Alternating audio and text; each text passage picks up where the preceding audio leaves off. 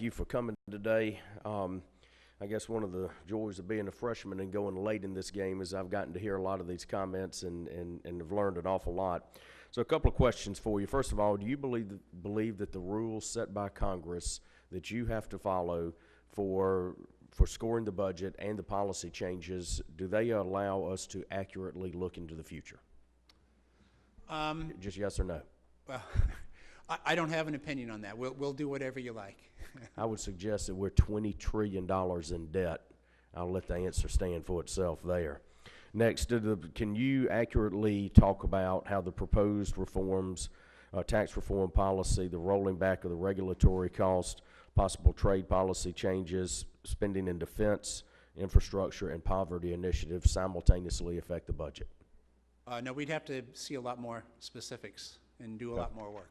It just seems, it's awfully tough for us to have an honest conversation if we don't accurately know where we're going with these numbers and how they're actually going to affect us.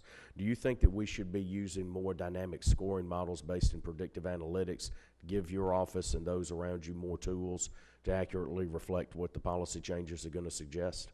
Well, I think the policy right now is working well. The dynamic scoring, we believe, makes for a more accurate forecast. And it really makes a difference on large pieces of legislation, and that's when we're required to use it. So that seems appropriate. We're going to continue to get better at it, quicker at it, but I think it does probably help improve the accuracy. As we sit around and we talk about this, the big spending, and I think that we are going to have to be honest with ourselves and the American people about the promises that have been made and our ability to continue to keep those promises. We're going to have tough decisions to make, and it's, I kind of look at it when we talk about where we are in the budget process. Are we going to have a budget that balances in 10 years? Are we going to have one that balances in 5 years? Is it going to be one that balances in 12 years? Are we not going to vote for a balanced budget because it ruins the political purity of a particular representative?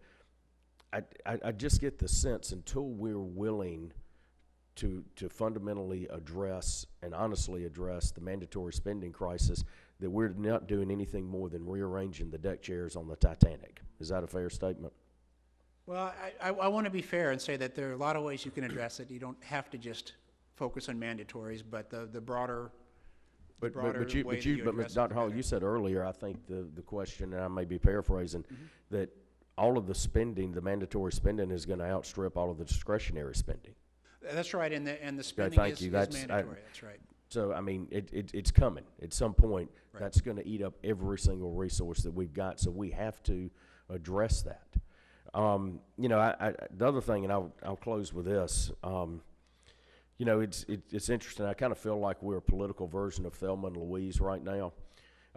We've been in this here, and we've been talking about who's been the better driver for the last 50 miles, okay? And now we're fussing about who's driving, and the car's about to go over the cliff. And it doesn't matter who's right or who's wrong if we don't stop that car from going over the cliff.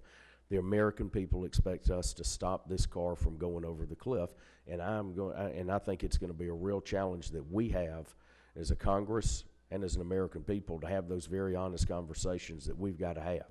We've got to get better at scoring the budget. I believe we've got to get better at scoring the proposed changes. I think we've got to be able to strip the emotion and the politics out of our decision and use better analytics to make these tough decisions. And with that, Madam Chairman, I'll yield back. The gentleman yields back. The gentleman from Wisconsin,